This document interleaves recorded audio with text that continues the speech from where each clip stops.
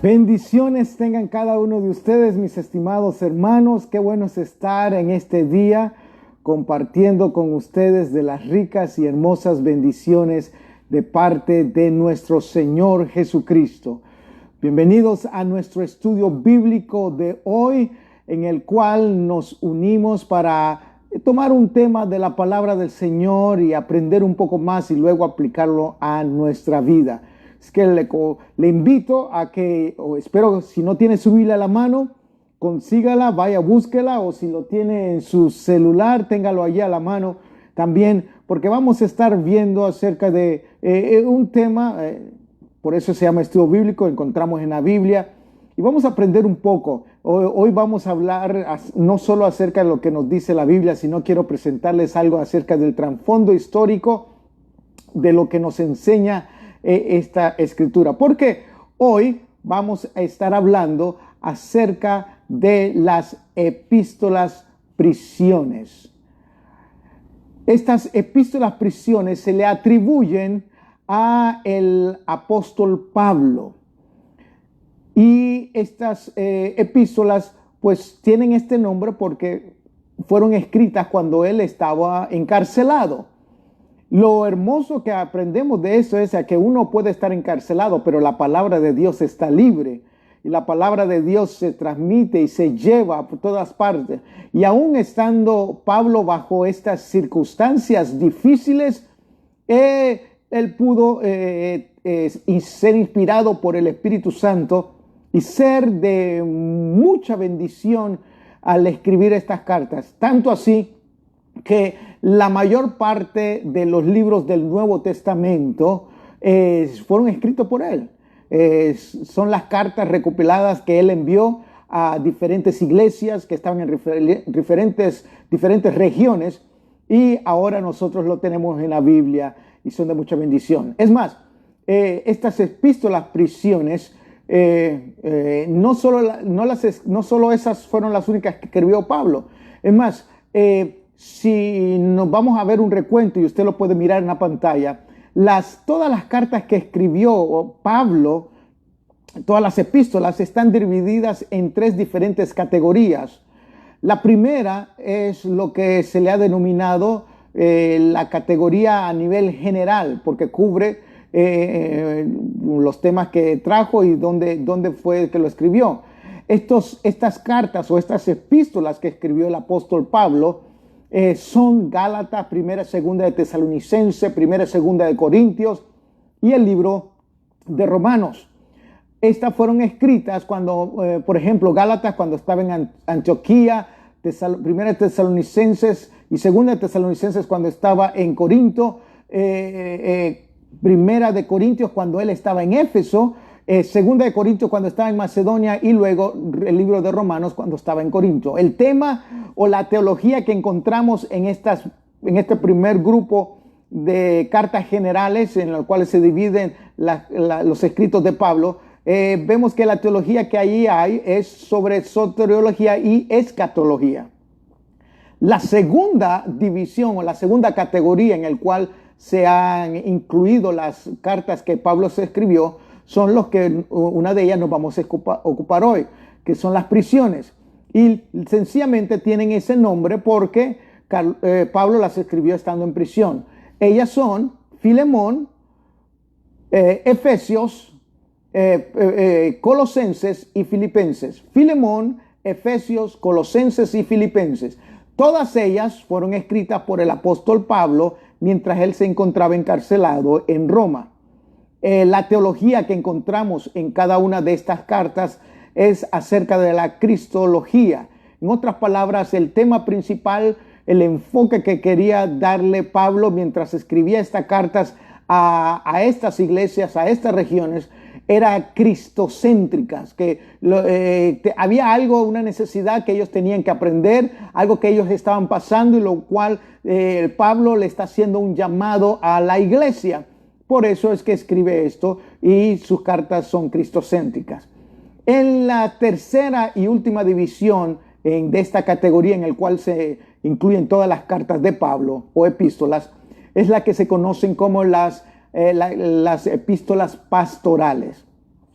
Como su nombre lo indica, es Pablo teniendo un corazón de pastor, dando instrucciones a los nuevos ministros que se están levantando y que vienen después de él. Y él está enseñando acerca de qué es ser un pastorado, las responsabilidades, los requisitos, habla de el liderazgo, las responsabilidades que tienen que cumplir cada uno de los líderes, cómo se deben de escoger cada uno de ellos. Y estas cartas son la primera de Timoteo, que le escribió Pablo cuando estaba en Macedonia, la carta a Tito, la cual le escribió Pablo cuando estaba en Corinto, y luego la segunda carta que escribió a Timoteo cuando él se encontraba en Roma. La teología que encontramos ahí es eclesiología. En otras palabras, es instrucciones específicas acerca de la labor, el trabajo y el ministerio de la iglesia. Pues bueno, ya que le di un poquito a nivel general acerca de las cartas de Pablo, vamos a ocuparnos en la carta que nos corresponde el día de hoy. Como dijimos ya, esta pertenece a las cartas que Pablo escribió cuando estaba en la prisión. Y vamos a ocuparnos de la epístola a los Efesios. El tema de esta epístola es Jesucristo, nuestro todo en todo. Jesucristo, nuestro todo en todo. Jesucristo en la iglesia. Rápidamente podemos observar a través del tema de esta epístola, como dijimos ya, el enfoque era de Jesucristo. Es el centro de la iglesia, es el centro del trabajo que se hace en la iglesia, es el centro de la obra que se hace en la iglesia, es el centro en el cual cada uno de nosotros servimos. Jesucristo es el centro de todo. Esta carta Pablo la escribió y lo sabemos así porque en el versículo 1 de Efesios capítulo 1, él mismo se presenta como escritor de esta carta. Fue escrita aproximadamente entre el año 60 y 62 después de Cristo y como el nombre lo indica, fue dirigida a los efesios, más específicamente a la iglesia que estaba en Éfeso. Y hablando de esto, permítame presentarle y contarle un poco de la ciudad de Éfeso para entender el por qué Pablo escribe de esta manera a Éfeso. Algunas veces al leer las escrituras usted se podrá preguntar, pero ¿por qué escribieron de esta manera? ¿Qué quiso decir? Es más, para la interpretación de la Biblia uno tiene que entender esa parte también importante del trasfondo, qué es lo que hay. Y la razón del escrito de Pablo tiene que ver mucho, para la iglesia de Éfeso, tiene que ver mucho con lo que está sucediendo en la ciudad, con lo que sucede a nivel político, a nivel económico, a nivel cultural y a nivel religioso. Mire esto, la región de Éfeso la encontramos que está dividida y la capital de Asia, más bien dicho, la capital de Asia es Pérgamo.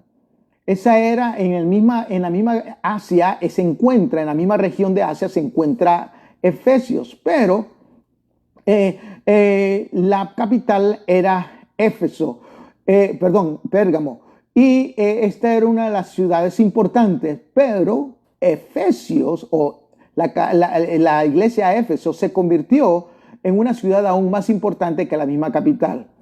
Hagamos de cuenta como por ejemplo en nuestros días aquí en el estado de la Florida donde vivimos. Bueno, déjenme preguntarle, ¿cuál es la capital de la Florida? O más bien, ¿cuáles son las ciudades más reconocidas del estado de la Florida? Le aseguro que usted no menciona la capital de la Florida, sino que puede usted mencionar, y le voy a dar dos ejemplos, Miami y Florida. Son una de las ciudades mayormente conocidas del estado de la Florida, no solo a nivel nacional, sino a nivel mundial. Pues esto es lo que sucedía con la región de Asia. Aunque la capital era Pérgamo, la ciudad más reconocida de Asia era la ciudad de Éfeso. Pérgamo estaba ubicada en la costa del oriente del mar Egeo. Pero si hablamos de una manera específica en relación a Éfeso, Éfeso fue una de las ciudades jónicas ubicadas también sobre el mar Egeo. Y Éfeso se convirtió en un centro de importancia por varias razones. Uno era de que era un centro comercial, uno de los centros comerciales más importantes de esa región. Es más, cuando los romanos estaban en poderío, ellos trataron de llevar a otro nivel a la ciudad de Éfeso, juntamente cuando después cuando los griegos de igual manera quisieron hacerlo así. Y tanto en la construcción de calles, tratando de caminos que llegaban hacia la ciudad de Éfeso. Por eso es que él se convirtió en una ciudad, en un centro comercial de la región de muy importancia. No solo esto, sino que a nivel cultural también Éfeso se convirtió en un centro importante para toda la región. Y a la misma vez esto dio como resultado que además de comercial y cultural, vino a ser un centro religioso de mucha importancia.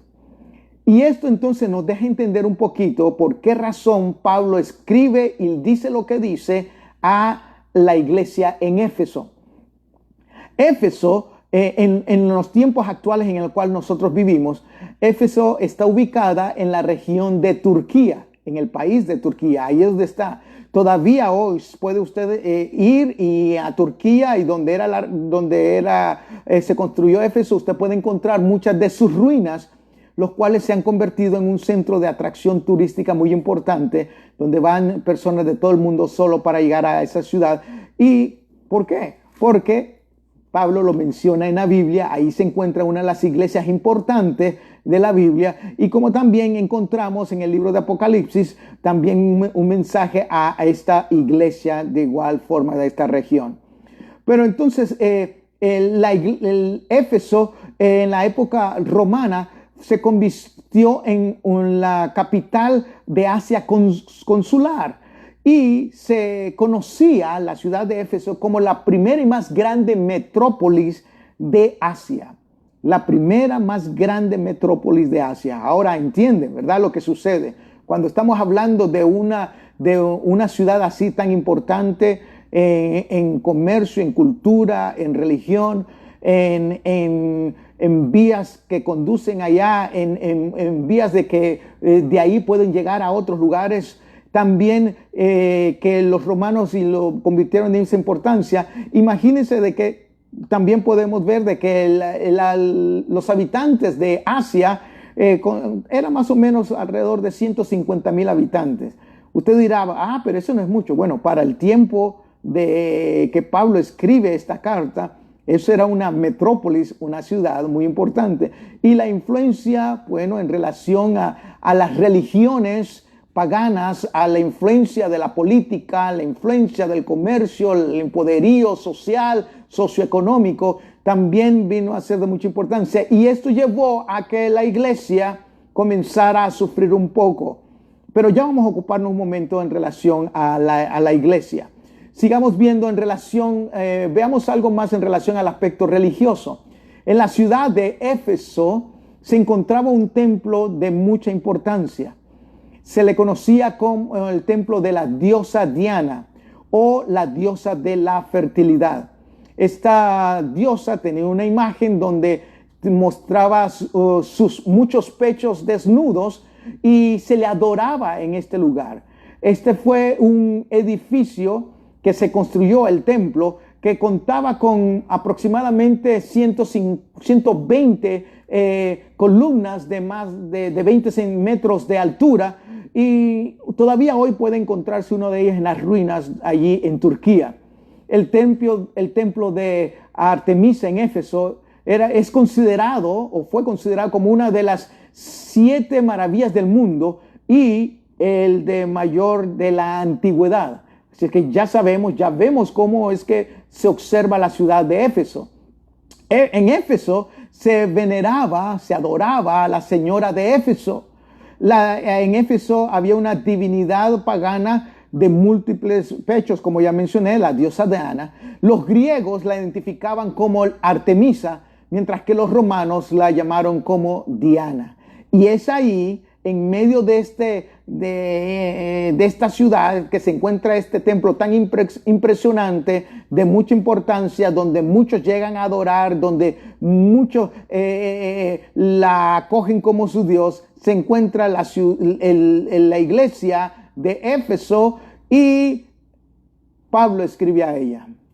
Al escribir Pablo a la iglesia que está en Éfeso, en esta metrópolis, rodeado de todo esto que acabamos de mencionar, encontramos entonces que Pablo le escribe y le dice: no olvide, iglesia, de que Jesucristo es el que está en la iglesia. No es nadie más, no busque nada más. Jesucristo debe ser el centro de todo. Pablo presenta a Dios como el arquitecto divino y a Cristo como el fundador y constructor de la iglesia. También encontramos que Pablo hace un énfasis acerca del cuerpo de Cristo, en donde los creyentes, usted y yo, somos los miembros de ese cuerpo, mientras que Cristo es la cabeza de ese cuerpo. Nuevamente tratando de dar dirección y de enseñar dónde es el entendimiento nuestro y de la iglesia. Cristo es lo principal, a Él es que se debe buscar y a Él se debe de adorar. Una de las 4 de las características que podemos ver en esta carta que escribió Pablo es que él presenta la iglesia de Cristo como el verdadero reflejo del propósito divino. Y esto no debe ser solo en los tiempos de la iglesia en Éfeso, eso también en el tiempo nuestro. Como iglesia, usted y yo debemos de reflejar, debemos de mostrar el propósito divino para la humanidad. Era tanto el énfasis que quería dar Pablo en su escrito a la iglesia de Éfeso para que no se desviaran de la doctrina, que escribió y hizo un énfasis en la expresión en Cristo. Y en Cristo, en Él, en Dios. Y se encuentra repetido cerca o más, un poquito más de 160 veces en cada una de esta carta. Para presentar a la iglesia, también escribió esta carta para presentar a la iglesia las funciones multifacéticas del Espíritu Santo en la vida del cristiano. Hay un propósito por el cual Jesús dijo: voy a enviar al Espíritu Santo, no lo voy a dejar solo. Y le dice, tienen que vivir, en otras palabras, vivan de acuerdo a esas funciones, a lo que el Espíritu Santo está encargado de hacer en la iglesia. Y la otra característica que vemos es que la iglesia es el pueblo de Dios y morada del Espíritu Santo. Bien, ya teniendo un poquito del trasfondo histórico acerca de carta a Efesios, nos vamos a concentrar, no vamos a ver todos los capítulos que encontramos ahí. Nos vamos a concentrar en realidad en un solo capítulo. Va a ser el capítulo número 1. Y dentro del capítulo 1 ni siquiera vamos a ver todos los versículos. Nos vamos a concentrar en una oración que hace Pablo. En toda la carta de Efesios encontramos 2 oraciones, la cual Pablo dice de que está orando por los miembros de la iglesia y por la iglesia en Éfeso. Pues hoy nos vamos a ocupar de la primera oración que encontramos en Efesios capítulo 1.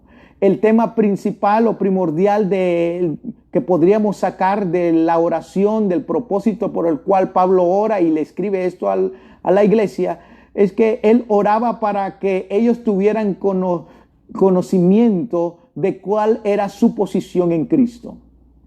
Y esto es tan importante en ese tiempo, o lo fue tan importante en este tiempo como lo es ahora también para usted y para mí. Como iglesia del Señor, nosotros tenemos que tener el conocimiento de cuál es nuestra posición en Cristo. De lo contrario, si no sabemos en dónde estamos parados, si no sabemos qué somos, si no sabemos para qué nos hizo, si no sabemos cuáles son nuestros propósitos, entonces van a poder fácilmente venir doctrinas por diferentes lados e introducirse a la iglesia y cambiar el rumbo verdadero y luego apartarnos de lo que Dios ha dejado trazado para nosotros. Por eso es que debe de ser mucha importancia. Y Pablo le dice a la iglesia en Éfeso: yo oro por ustedes para que ustedes entiendan, para que ustedes tengan el conocimiento de cuál es su posición en Cristo. La oración la encontramos, como dije ya, en Efesios capítulo 1 y son en los versículos 15 al 23. Versículos 15 al 23. Y dice esta oración, Pablo dice: por esta causa yo también, habiendo oído de vuestra fe en el Señor Jesús y de vuestro amor para con todos los santos, no ceso de dar gracias por vosotros, haciendo memoria de vosotros en mis oraciones. Y comienza diciendo, en primer lugar, para que el Dios de nuestro Señor Jesucristo, el Padre de gloria, os dé espíritu de sabiduría y de revelación en el conocimiento de Él. En otras palabras, entonces vemos de que el interés de Pablo era de que conocieran al Señor. Permítame cambiarlo de esta otra manera. El creyente que no sabe cuál es su posición en Cristo va a sufrir. El creyente sufre por no saber cuál es su posición. Cuando usted no sabe quién es en Cristo Jesús, el enemigo inclusive puede venir a tratar de decir: tú no eres un nadie, tú no sabes nada, si tú eras esto, tú eres lo otro, tú eres malo, tú eres aquí, tú fallas allá, eres mentiroso. Bueno, ¿qué tantas cosas puede decirlo? Y algunas veces le creen a él, en vez de estar seguro y creyendo cuál es la posición de nuestra en Cristo. Permítame darle este ejemplo. Lo encontramos en el libro de Jueces, en el capítulo 6. En el libro de Jueces, capítulo 6, hay una historia muy conocida por cada uno de nosotros. Se nos habla de Gedeón.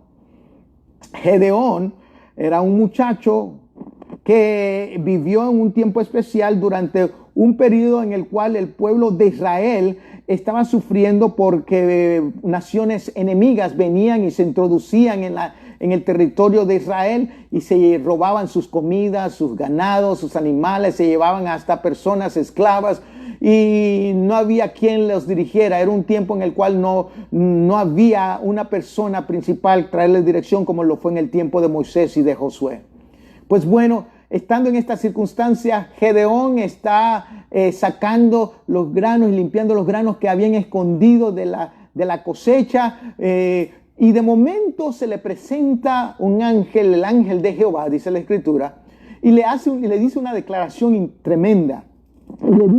Le dice a él, usted lo puede leer conmigo en Jueces capítulo 6, y le dice en el versículo 12, le dice: Jehová está contigo, varón esforzado y valiente.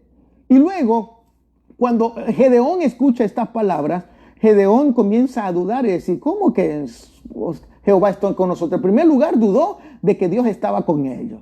Y en segundo lugar, dudó de que quién era él, que él no era un varón esforzado y valiente. Mire cómo él responde a quién era él.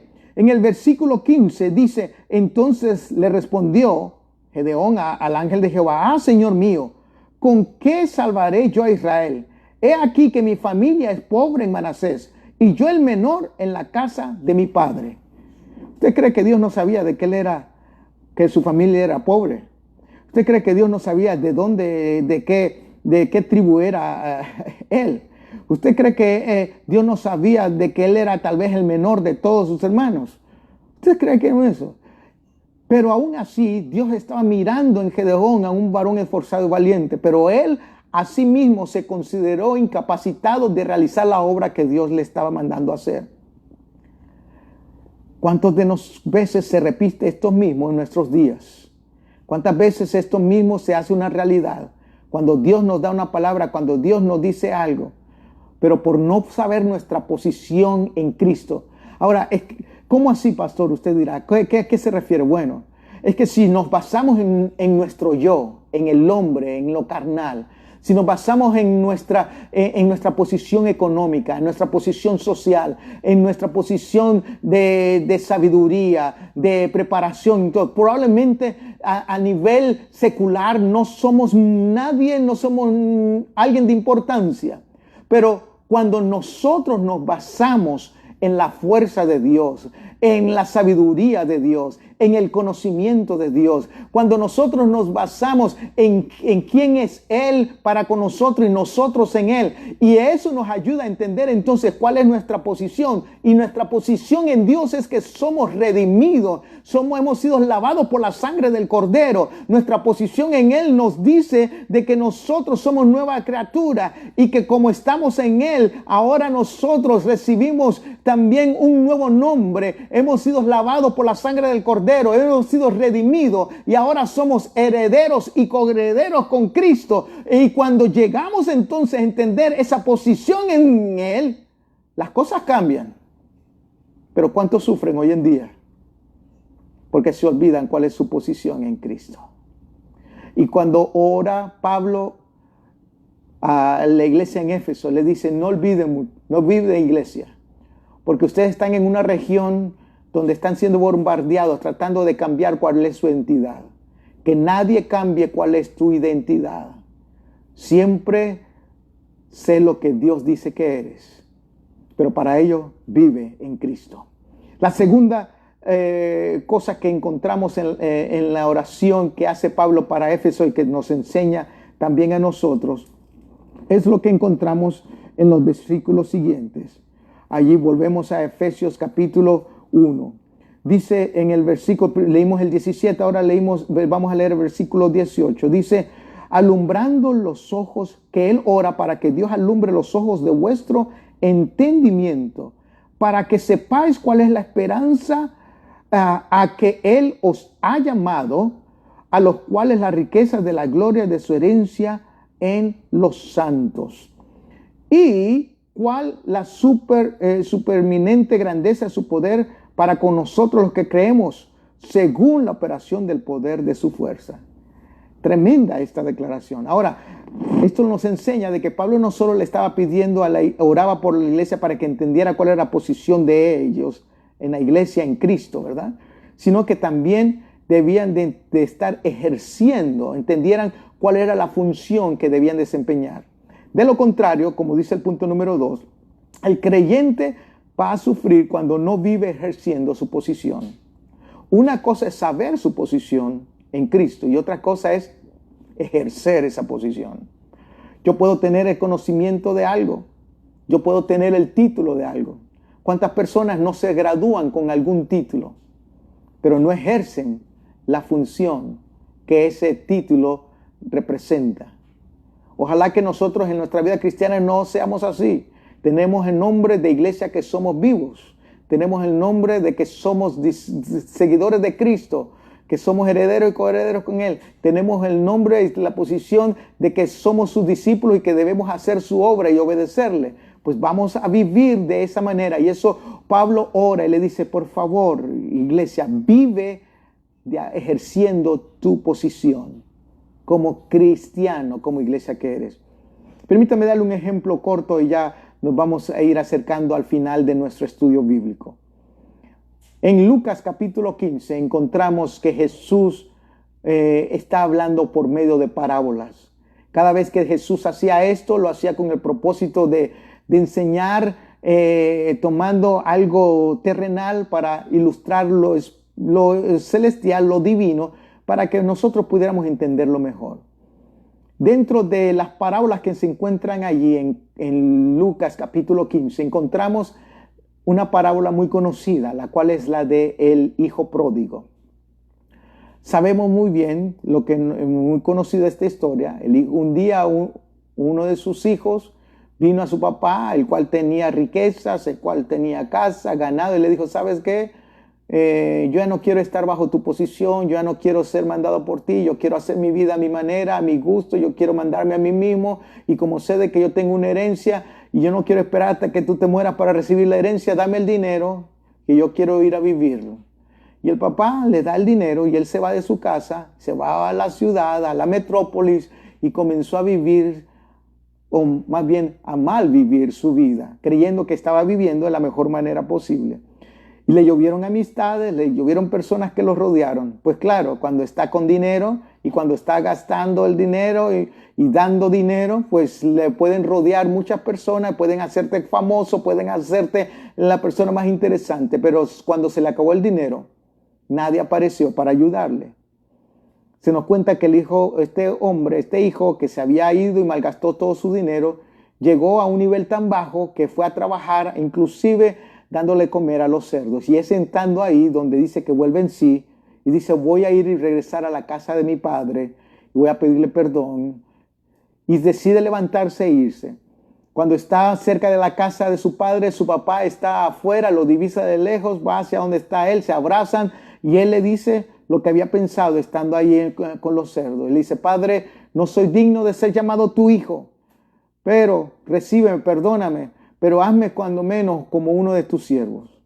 El papá viene y le dice, no, yo te perdono, pero si tú vas a regresar a casa, tú no vas a ser siervo. Tú tienes que entender cuál es tu posición, deje de ejercer tu posición. Tú vas a ser mi hijo. Y por eso es que manda que lo vistan, que le pongan el anillo, que hagan una celebración, matan un animal para celebrar el regreso de su hijo, no de su siervo. El papá le devuelve su posición, los títulos, para que los ejerza. Pero es ahí donde quiero dar el enfoque en este momento, porque en esta historia yo digo que no hay un hijo pródigo, sino dos. Usted dirá, ¿y cuál es el otro? El otro es al que Jesús hace mención, que es el hijo que no se había ido de la casa.